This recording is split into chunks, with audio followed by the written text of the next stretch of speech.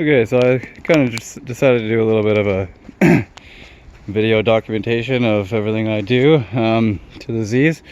I got a couple of them kicking around, so I'm always doing things, working on putting a full gray interior into this one, and I just daily edit. It's just a stock turbo 88. It's got just a comb filter, all the vacuum stuff's been deleted. It's recently had the timing belt fixed, replaced, and water pump, and a few little things. It has some oil leaks and has a few problems, but just working on getting the bugs worked out. And then I got the drift car, just working on putting new Neogens on there I picked up yesterday. I'm pretty stoked on those. They're going to be a lot more grippy than what I have on there now. There's not much tread, and they're just kind of no-name tire. The drift car has a fair amount of stuff done to it since I picked it up. It's 85 SF model. It's got roll-up windows. It only came in Canada. It was stock suspension, 4-bolt when I first got it. I swapped to Kuki control arms. As you can see, it's got nice fitment. They stick out 10 millimeters further on each side, or 10 to 12 millimeters further on each side than the stock Zenki ones. I put on Powertrix coilovers. I got some roll center adapters on there and full polyurethane bushing kit. Got a big Edelbrock comb filter. I did the VG33 ignition control module and a PRW2 upgrade. Yeah, but it's just a stock NA with all the vacuum deletes done. It's a little dirty. Just kind of picked it up. It was super cheap. It was 700 bucks, and I pretty much bought it to drift. I welded the diff, and yeah, hopefully, like I've been out a couple times, and hopefully she can hold up for another season. It's got a new clutch. I got a short throw on the way. I got a hydro inside for it. Since it's an SF model, it's the base model. It used to have smaller brakes. I put a little bit bigger brakes on it. But yeah, it's super light and super fun. I haven't had any problems with it yet, so it's also got a timing belt done and a ton of little tiny things that it would need to not die on the track.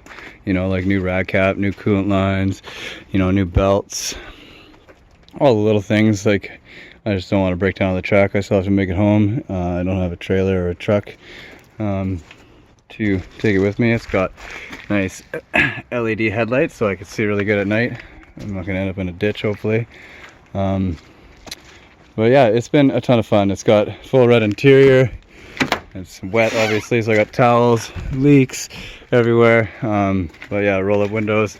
It's pretty rare to see. And like I said, this is a Canada-only model, which this is as well. It's an 88 turbo 2+2, so they only came in Canada as well, and it's actually been 5-speed swapped.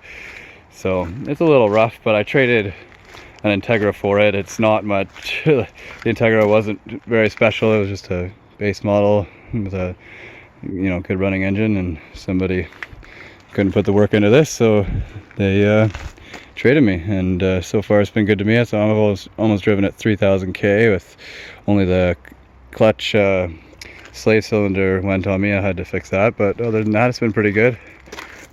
Once it starts to warm up a little bit, maybe I'll put the fan shroud back on, but it hasn't been overheating at all or anything, so no, it's been pretty good. Getting ready. I got a month to get the Z ready for the drift event. It's got a couple little problems and still trying to break in the diff, or the new clutch. It's super new to me. It grabs pretty good, so.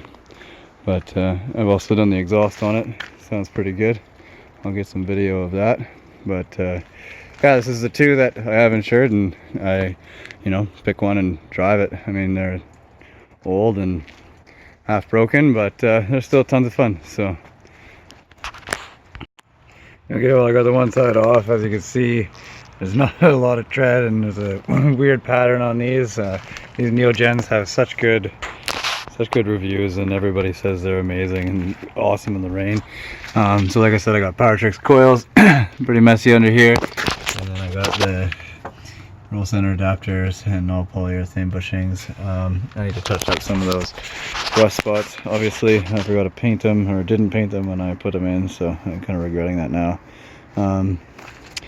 But yeah, It's a drift car. It's insured, yeah, but I only take it out to slide it around. I did daily it for a while, but now since I have this, I don't daily it so much. It's this has an LSD. It's pretty nice. It locks up pretty good, and means I can slide around a little bit in the rain and have a little bit of fun. It is turbo, so it's a little bit quicker.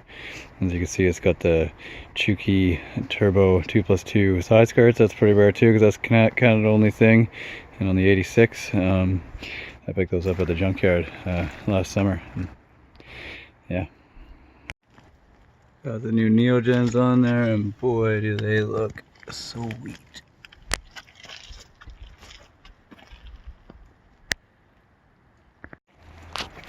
This is kind of like a parts car I got. I got the 2+2 louvers. That's gonna go on the 2+2. I am gonna put the kooky hood back on, and the kooky headlights. I just haven't had time yet.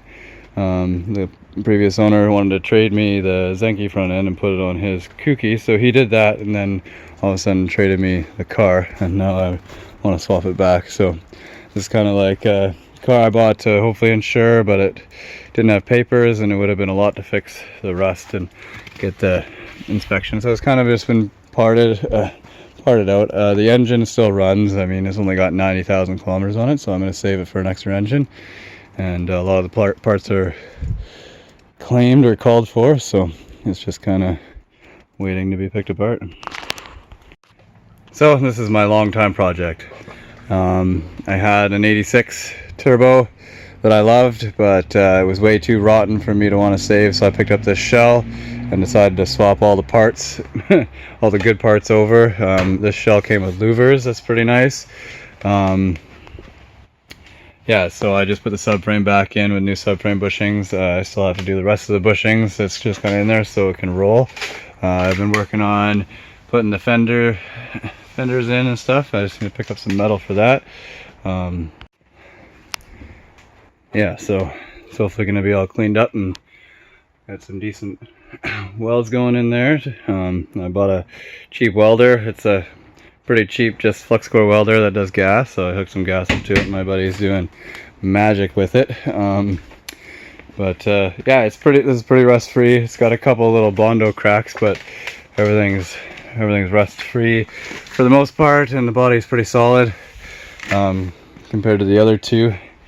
And the one that I replaced, use this one to replace. I decided to make it super fancy, so it's been a long time project. I should get on it more, and that's what I'm doing these videos for. Hopefully I can get on every little project that I wanted to do. I got some pretty mint seats in there, and a digital dash that I'm changing from green to blue, and this has a full black interior. It's all pretty good shape too, so pretty stoked to get this one going. It's probably gonna be another year yet, but can't rush perfection, I guess. Okay, I put new shocks in there recently, a couple weekends ago. So I'm just getting at the back brakes. This second side, I'm hoping that this caliper is not seized and I don't have to take it off, but if it is, then I'll just have to deal with it. As you can see, I got the first brake pad off. There's not much left there. I was making some sounds. Tonight's the first night that it's not raining. The moon's out. Perfect. I got this area all cleaned up with a little wire brush, and now it's time to pull out these pins and clean them up. Just kind of pull them out. Kind of make sure you don't rip the boot or anything on there, but and I clean off all that old grease and put some new silicone brake lube in there. Okay, thankfully this side wasn't seized. I was able to just spin it in with ease with a pair of pliers. Okay, so now I can put my cleaned and greased sliders back in. Just make sure that the boot goes on there and they slide nice, and all the lube is doing its job. Okay, then I can put on the new pads and the new brackets, and they look a little bit better than the old pads for sure. There is not much meat left. Okay, well, that's pretty much got it. The bleeder was seized. I had to unseize that, so I got to bleed both sides. make sure you bleed as far away from the master, and then as you work your way down, go closer to the master. But yeah, all I gotta do is bleed it now. A couple of things that I gotta say if you're gonna do this yourself at home. It's an old Z31. It's 30 years old. They're gonna be seized. This is not the first time I've had seized rear brakes. Okay, well, it's pretty unseized. It's pretty in there. Let's see if I can get it to install. I'm lucky that this side wasn't seized. Get lots of brake clean. Get yourself some good pen lube, penetrating lube, and just have a good pair of vice grips and give yourself lots of time. I mean, it's nice to have another vehicle to drive if you can't finish it before you gotta work at 7 in the morning. But yeah, my rear brakes are done. They are always a pain. But it's good. It's good that they're done now. Rock Auto box came in, pretty sweet. 2 clutch kits, one for each of the Z's. I'm not going for much power right now, so OEM clutch will be fine. And then we got a whole bunch of diff seals for the few diffs that I have that are leaking or need new seals. So it's been snowing, it's cold. I haven't really been working on the Z's much, but I did take this one out on Sunday, and I just had this one out on the ice earlier, having a good time. It was a lot of fun. But that was basically this week. Not much else I could do besides for shovel, maybe do some stuff inside. But yeah, it's cold and snowy.